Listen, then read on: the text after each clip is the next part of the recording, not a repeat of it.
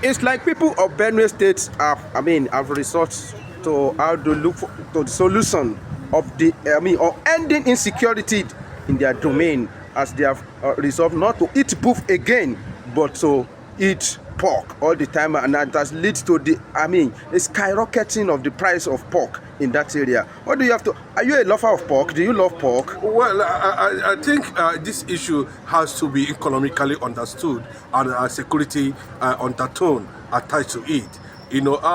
Pork meat and cow meat, and in fact, it's not better to go for cow meat and pork meat and remain alive than to go for cow meat and die. So it is very important they understand how they are trying, because it looks like, see, the Middle Belt Governors Forum or the Middle Belt themselves or the leaders does not know how to go about handling the issue of Fulani, because Fulani, has eventually entered them.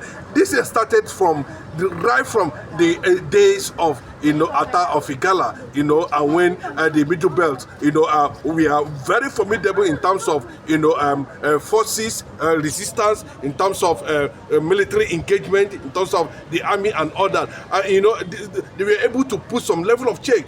But you see, to tell you that Jihadists and Islamic tendencies and movement, come in phases, and this is an agenda, whether they have put it somewhere or they have just sat down and said, this is what they do from generation to generation or from one era to another. You can see how, the then military leaders in Nigeria at that time was taking them down, the likes of Gideon Oka, the plane crash and everything. It was gradually, and it weakened the military might and the strength of the Middle Belt, to an extent. Now, most of them have no that background, to able to withstand resistance, and that's why they look as if they are falling back, to a certain the Igbo nation or to the Biafran story, to see how they can be protected, because it is gradually taking their communities, one after another.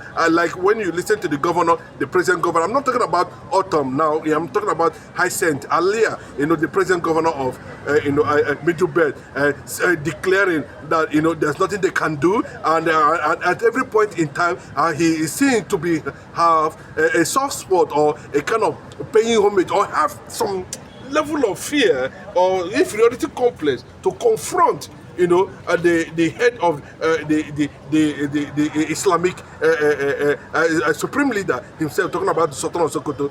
At every point in time, you see him, going down flat, just to make a ceremonial appearance over the killings, over the massacre of Benue people, on daily basis. So all those kind of ceremonial appearance, making some ceremonial statement, points to the fact that he might also be one of the Fulani installed governors. So I think the citizens themselves are taking it upon themselves to see how outside defense, even though the youths are trying to mobilize themselves after, but still it has been something that they cannot be able to stop.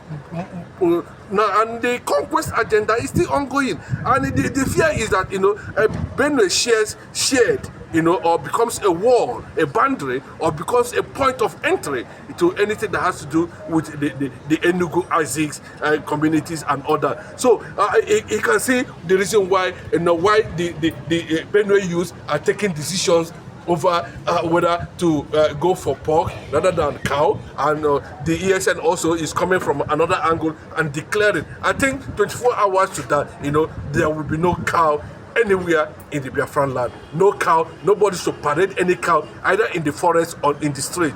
I think that was what the youth of Benue, caught up with, and they actually declared, that will no longer be taking anything that has to do with cow. In fact, eating cow in Benue now has become a taboo, has become sort of forbidden, all in the essence to see how they can, curtail the fear of leveraging on whatever importation or acceptance or grazing, whatever form they are going to look at it, whether transporting it or whatever.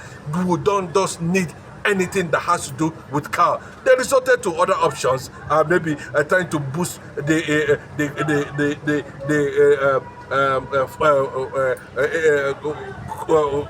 will I put it? The pork farm. Yeah, let me just put it that way. The pork farm. So you can see a lot of them are going into pork farming now. You know, you see what necessity has become the mother of invention. Yes. You know, but how would they be able to do that? Because you know, the real thing is not about the cow. The real thing is not about whether they are not going to eat cow again or whether they're going to concentrate on eating pork again. The thing is that, you know, that land must be conquered and be taken, you know, by this extremist movement, you know, and they are already map out their plan that, you know, from there they can start hitting the boundaries of the Biafra, you know, from that angle, and that's why the ESN, you know, reacted. Of course, the IPOB ESN reacted in that direction and automatically, you know, ban anything with that has to do with, you know, cow grazing, whether in the forest or in the street.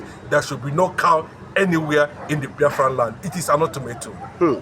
Let's look at it in this way. Can stop eating beef and concentrate on pork meat? Can it stop this, I mean, killing? Do you think it can stop this killing? Because even without their cow, they can still come and attack. And don't you think it can even, I mean, make this Fulani to be more furious? Of course, there will be an economic damage on the side of people who are doing businesses with, you know, cow, who are transporting cow, you know, whether it is genuine or not, you know, might be just a cover up. You know, let us see how that is going to play out at the end of the day. Because if you look at it from different point of view, you know, the political leaders there have already, you know, the fear of being attacked or being killed, you know, the religious leaders within the Middle Belt Forum and all that. And that's why the fear is everywhere now. Most of them are calling and saying it every day, you know, I can't maybe another direction would have come, another directive would have come, another form of resistance would have come. Maybe, you know, then there's a voice that can be there for them at the background. But unfortunately, the governors, the political leaders are seen to be just loyal to the Sultan of Sokoto, to the Caliphate, to the Fulani agenda, to the Fulani politicians, because they are the ones that made them. So they can barely do anything in that regard, and that is what we are actually facing in the entire, you know, Biafran space, including Bayelsa currently now, including Delta, including the only state where I can tell you that is relatively not experiencing that, you know, has been reported is only Cross River. Every other state in the entire south and southeast region, is it in Edo? Edo is under attack. I can tell you some part of Ondo too is under attack. Yes. So you can see what happened in Kwara. The serious massacre took place in Kwara a few days ago by the same people, and that's why people are the people are looking out for an alternative, and that is where the pressure is coming. You know, where, how, who are we going to listen to? How are we going to see that we escape this, even though we are saying we are not going to eat pork anymore? You know, can Nigeria leaders who has already pledged loyalty to a certain people that is being seen as the Supreme Council leader of the whole Muslims in Nigeria and having a certain influence in political position, means that the Middle Belt, and of course to an extent, are continue to fall into this conquest agenda that is taking so many faces, that is taking so many directions, that's being seen from different angles. But unfortunately, the political leaders, both in the Middle Belt and the entire old Eastern region, seem to be pretentious over it. Let's look at another funny resistance that I hear they made at Delta State, where housewives, embark on strike. No more cooking for their husband. No more, they are no longer available in their hotel room until their husband look for, the way to end this endless killing in their domain. See, let me tell you, until we don't need to wait for Mazi Nnamdi Kanu to rise up and to start issuing out directives or directions.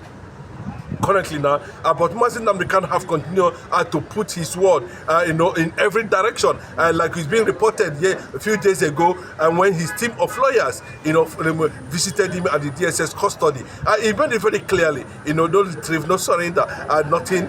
He can never negotiate anything that has to do with Biafran restoration with anybody. He is not interested. That is not even interested in political solution to the Biafran cause, because it is daring everybody on the face that had it been that they didn't look at down on what Mazi Nnamdi Kanu was talking about, in 2017, 20 upwards to this moment, maybe they would have created a formidable force resistance against this thing. Look at the Delta State, the whole women come out, and look at the governor have just moved to, a party that has brought, that seems to be the driving tool of this political conquest we are talking about. So the Delta people are already, looking at it that since there's nobody, our men are cowards now, our men cannot be able to do anything, nobody's coming out, then there will be no another room for any of us, including the governor of Delta State.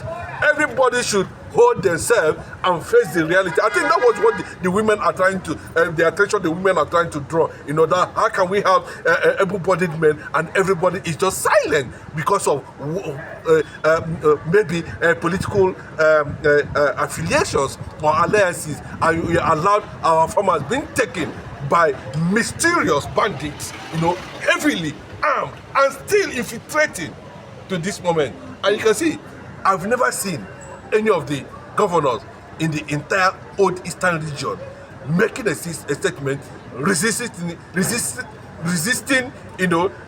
influx of jihadists among they are there, but what they are trying to do now is that they are sending conflicting signal, and the Igbo nation must understand this very clearly. This conflicting signal that it is the Igbo youth, or like Soludo will always come and put up a rubbish claim that he cannot find out, raise his own army, raise his own resistance. It's unfortunate. It means that the security system has collapsed. So everybody should just go and look for a way to secure himself. But that does not give us a direct, harmonious victory over what we are fighting about until there's a collective, directive and solution to what we are experiencing on daily basis. As we are rounding up now, some beef meat, concentrate on pork meat, has some religious undertone, because everybody know that Muslim, they don't eat pork.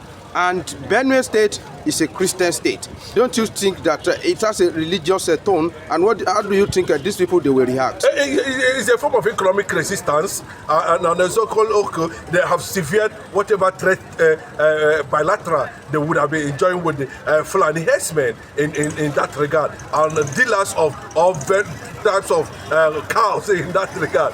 So nobody's going to listen to that. So they specifically choose a certain chua meat, that will be very detrimental to disgusting to the religious belief or whatever that's linked with the pork, which I don't know. But even if it is actually a form of security check and resistance, well, it is a welcome development, and to an extent, maybe when they enter their houses to go and kill them, they will see them with the pork meat. Maybe they will have a rethink, or maybe they start going another direction. But that is not it. The thing is that conversion of the Benue Christians to Fulani to Islam is just the basic of the whole thing. But this issue of pork now, I think to an extent it might resist some level of a threat that breeds insecurity in Benue State. And the same thing we are seeing in eastern part of the country now, that they are the only squad group that is meant to checkmate and handle the jihadist movement in the eastern region, which is ESN, has declared and taken another step in that direction. There's a lot of things that's happening there. I can tell you the Bitcoin big man there is about to establish the biggest ranch in the eastern part of the country. So there must be a way to stop this meat thing, which they are using to infiltrate under the guise of open grazing routes and all the kind of rubbish they do and all that. I think it has become something the people have now taken security to their own hand, and they must define it the way they want. Thank you for listening, and don't forget to like this video, comment, share, and subscribe to this channel if you are watching for first time. But Mr. Chinedu, I eat pork. Do you eat? Well, let me just tell you very clearly.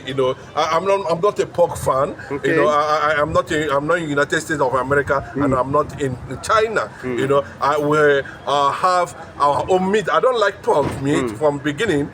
Anything outside goat meat and a fibo, like way it is, or cocoa or a fowl. And fish, we don't need cow. We will have our own. It's just unfortunately that the government deliberately killed the government of the Eastern region. Killed. That's what we call a FIBO, and not only that, this is outdated already. Nobody should be seen be carrying cow on the street. The modern farming technology and system allows you to have a particular place and keep. That's like what we see in the outside world. Grow your stuff within your community, ranch them. What they mean by ranching is keep them in one place. That is the traditional old tradition of the Igbo people. When they do their goat thing and other, they do small house for them and keep them there and make sure that whatever they are looking for is being supplied them at that point. Then why would somebody be taking cow from one forest to another, destroying farms, and it tells you that the owners of Nigeria. Thank you very much.